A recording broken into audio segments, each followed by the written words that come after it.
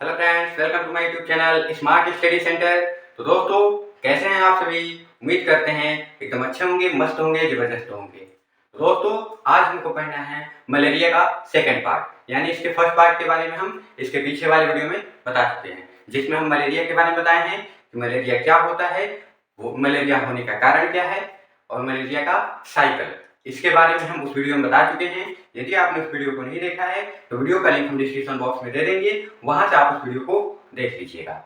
तो आज का जो टॉपिक रहने वाला है वो है हम लोग का मलेरिया को कैसे हम पहचाने। सपोज दैट मान लीजिए किसी पेशेंट को, किसी व्यक्ति को मलेरिया हो गया है, तो कैसे उसको कंफर्म करें कि हाँ, ये जो फीवर हुआ है, मलेरिया क्या एक प्रकार का फीवर है, तो ये जो फीवर हुआ है ये मलेरिया का ही है या फिर टाइफाइड है या फिर कोई और फीवर है। ठीक है, तो इसको जान के आपको पता चल जाएगा कि हाँ, उसको कौन सा फीवर हुआ है, कौन सा फीवर नहीं हुआ है। इसके साथ ही साथ हम मलेरिया को कैसे कंट्रोल कर सकते हैं, यानी मलेरिया होने से हम किसी व्यक्ति को कैसे बचा सकते हैं। ठीक है, तो चलिए टॉपिक स्टार्ट करते हैं। टॉपिक स्टार्ट करने से पहले आपसे एक छोटी सी रिक्वेस्ट करते हैं कि यदि वीडियो अच्छी लगी तो लाइक कर दीजिएगा, कमेंट्स कर दीजिएगा, शेयर कर दीजिएगा अपने फ्रेंड्स को। और यदि आप हमारे चैनल पर नए नए आए हैं तो चैनल को सब्सक्राइब कर दीजिएगा, साथ ही साथ बेल आइकन को प्रेस कर दीजिएगा, ताकि जब भी मैं कोई नया वीडियो अपलोड करूं उसका नोटिफिकेशन आपको मिल जाए। तो चलिए स्टार्ट करते हैं मलेरिया के स्टेजेस के बारे में। देखिए, सबसे पहले आपको यदि मलेरिया का पहचान करना है तो इसके 3 स्टेज को जानना पड़ेगा। मलेरिया के 3 स्टेज होते हैं, यानी किसी पेशेंट को जब मलेरिया होगा तो उसके ये 3 स्टेज होंगे उसके बॉडी में। जैसे समझ लीजिए उसके 3 सिम्टम्स है। पहला क्या है? कोल्ड स्टेज, दूसरा क्या है? हॉट स्टेज, तीसरा क्या है? Sweating stage. ये 3 स्टेज मलेरिया में होते हैं। ठीक है, अब देखिए कोल्ड स्टेज की हम बात करें, यानी कोल्ड स्टेज क्या है? ठंडा वाला स्टेज है। ठीक है, तो इसमें क्या होगा? कोल्ड स्टेज का जो टाइम ड्यूरेशन होता है वो टाइम ड्यूरेशन होता है 15 से 1 आवर तक, सॉरी 15 मिनट से 1 आवर तक, यानी 15 मिनट से लेकर 1 आवर तक व्यक्ति को क्या होगा? कोल्डनेस होगा, ठंडा लगेगी। ठीक है, इससे ज्यादा भी हो सकता है, इससे थोड़ा बहुत कम भी हो सकता है। ठीक है, उसके बाद क्या होगा? इसमें जो फीवर है, जब व्यक्ति को ठंडी लगेगी तो ठंडी के कंडीशन में व्यक्ति का टेम्परेचर कितना पहुंच जाएगा? 104 डिग्री फ़ारेनहाइट पे। कितना पहुंच जाएगा? 104 डिग्री फ़ारेनहाइट पे। इतना उसका टेम्परेचर हो जाएगा, बॉडी का टेम्परेचर कोल्ड स्टेज में। ठीक है, और क्या होगा उसके साथ? वेरी चिल्ड पेशेंट, यानी पेशेंट को बहुत ज्यादा ठंडी लगेगी। और क्या होगा? नोजिया एंड वोमिटिंग, पेशेंट को इसके साथ साथ नोजिया होगी, वोमिटिंग होगी। नोजिया क्या होता है? नोजिया मीन्स होता है जी मिचलाना, यानी लगेगा कि वोमिटिंग होगी। और वोमिटिंग मतलब वोमिटिंग होगा, उल्टी होना। ठीक है, तो नोजिया होगा, वोमिटिंग होगा। और क्या होगा? पल्स रेट इंक्रीज, यानी उसका जो पल्स रेट है नॉर्मल है एबनॉर्मल होगा, यानी जो नॉर्मल पल्स रेट है उस नॉर्मल पल्स रेट से उसका पल्स रेट ज्यादा हो जाएगा, अधिक हो जाएगा। तो ये सब घटनाएं कहाँ घटेंगी? कोल्ड स्टेज में। ठीक है, अब हम आते हैं हॉट स्टेज में। इसका दूसरा स्टेज है हॉट स्टेज। इस हॉट स्टेज में क्या होता है? तो इस हॉट स्टेज का टाइम ड्यूरेशन होता है 2 to 6 आवर। कितना होता है? 2 to 6 आवर, यानी 2 से 6 घंटे तक इसका टाइम होता है। और क्या होता है इसमें? ड्राई स्किन, यानी पेशेंट का जो स्किन होता है ड्राई हो जाता है, सूखा हो जाता है। ठीक है, और क्या होता है? फेस एंड आई रेड, यानी उसका जो फेस होता है, चेहरा होता है, वो लाल हो जाएगा। और साथ ही साथ उसकी जो आंखें हैं, आंखें भी कैसी हो जाएंगी? लाल हो जाएंगी। और क्या होगा? हेडेक होगा, यानी पेशेंट को सर दर्द होगा। सर दर्द के साथ ही pulse and respiration rate increase, यानी पेशेंट का पल्स भी बढ़ेगा, रिस्पायरेशन भी बढ़ेगा। ठीक है, तो अब हम बात करते हैं स्वेटिंग स्टेज की, यानी तीसरा स्टेज है स्वेटिंग स्टेज। स्वेटिंग स्टेज में क्या होगा? स्वेट मीन्स होता है पसीना, यानी इसमें व्यक्ति को बहुत ज्यादा पसीना आएगा।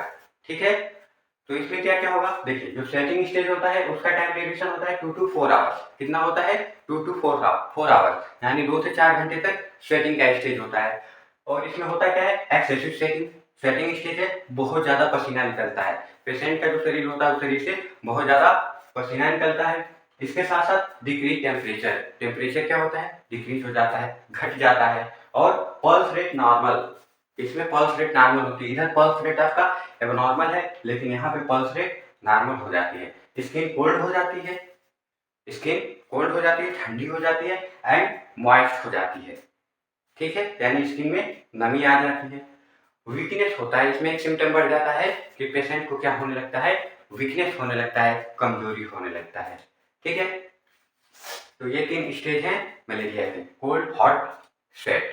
ठीक है, अब हम बात कर लेते हैं prevention of malaria, prevention and control of malaria, यानी आप मलेरिया से कैसे बच सकते हैं, कैसे उसका प्रिवेंशन कर सकते हैं। ठीक है, तो देखिए अर्ली डायग्नोसिस, यानी कंटिन्यू उसका डायग्नोसिस कराते रहिए। आपको यदि फीवर हो रहा है तो किसी अच्छे डॉक्टर से उसका सलाह ले लीजिए। यदि आपका फीवर कंटिन्यू समय के अंतराल पे होता रह रहा है तो उसका डायग्नोसिस करा लीजिए। ठीक है, इसके साथ साथ और हमको क्या करना चाहिए, डिस्ट्रक्शन ऑफ मॉस्किटो, यानी मॉस्किटो क्या क्या करना चाहिए, डिस्ट्रक्शन करना चाहिए, उन्हें डिस्ट्रॉय करना चाहिए। डिस्ट्रॉय करने के लिए हम क्या यूज कर सकते हैं, डीडीटी और केरोसिन। डीडीटी का फुल फॉर्म क्या होता है, तो डीडीटी का फुल फॉर्म होता है डाइफिनाइल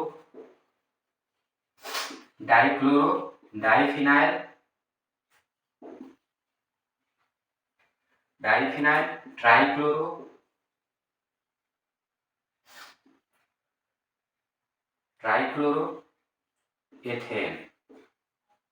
ये डीडीटी का फुल फॉर्म होता है। क्या होता है डीडीटी का फुल फॉर्म, डाइफिनाइल ट्राइक्लोरोएथेन।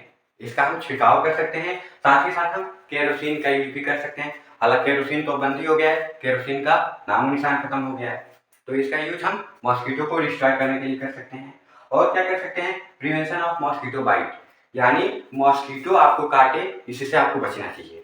कैसे बच सकते हैं, मॉस्किटो रेपेलेंट्स का यूज करके, जो मॉस्किटो क्रीम होती है मॉस्किटो क्रीम का यूज कर लीजिए, या फिर मॉस्किटो नेट का यूज करिए, जो मॉस्किटो को भगाने के लिए कॉइल वाला आता है, गुड नाइट, ये सब का यूज किया करिए, जिससे कि आपको मॉस्किटो बाइट न कर सके, काट न सके। ठीक है, उसके बाद और क्या कर सकते हैं, proper treatment after wing disease, यानी यदि आपको मलेरिया हो जाए तो उसका प्रॉपर ट्रीटमेंट किया करिए। ठीक है, तो ये है आपका प्रिवेंशन एंड कंट्रोल, इससे आप बच सकते हैं। इसके लिए हम आपको एक अच्छी सी मेडिसिन बता देते हैं। देखिए, यदि मलेरिया हो जाए किसी पेशेंट को तो आपका होम्योपैथी की मेडिसिन है। ठीक है, उसका नाम है चाइना। क्या नाम है, चाइना। ये चाइना मलेरिया में बहुत ज्यादा अच्छा वर्क करेगी। ठीक है, किसी व्यक्ति को यदि मलेरिया हो रहा है तो उसमें अकॉर्डिंग टू सिम्टम, उसके सिम्टम को मिला के आप चाइना का यूज कर सकते हैं। ठीक है, ये कैसी मेडिसिन है, होम्योपैथिक मेडिसिन है। ठीक है, इसी मेडिसिन पे जो होम्योपैथी के प्रूवर है हेनमैन सर ने इसी मेडिसिन पे प्रूविंग किया था, और इसी के आधार पर उन्होंने क्या किया, होम्योपैथी का आविष्कार किया। यानी फादर ऑफ होम्योपैथी यदि कहें तो फादर ऑफ होम्योपैथी हैं डॉक्टर हेनमैन सर।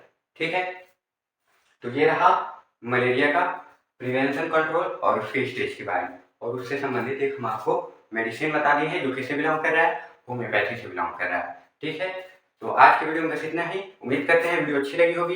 वीडियो अच्छी लगी है तो लाइक कर दीजिए, कमेंट कर दीजिए, शेयर कर दीजिए अपने फ्रेंड्स को, और यदि आप हमारे चैनल पर नए आए हैं तो चैनल को सब्सक्राइब कर दीजिए, साथ ही साथ बेल आइकन को प्रेस कर दीजिए, ताकि जब भी मैं कोई वीडियो अपलोड करूँ उसका नोटिफिकेशन आपको मिल जाए। तो मिलते हैं नेक्स्ट वीडियो में नेक्स्ट टॉपिक के साथ, तब तक आपका दिन शुभ और मंगलमय हो। धन्यवाद।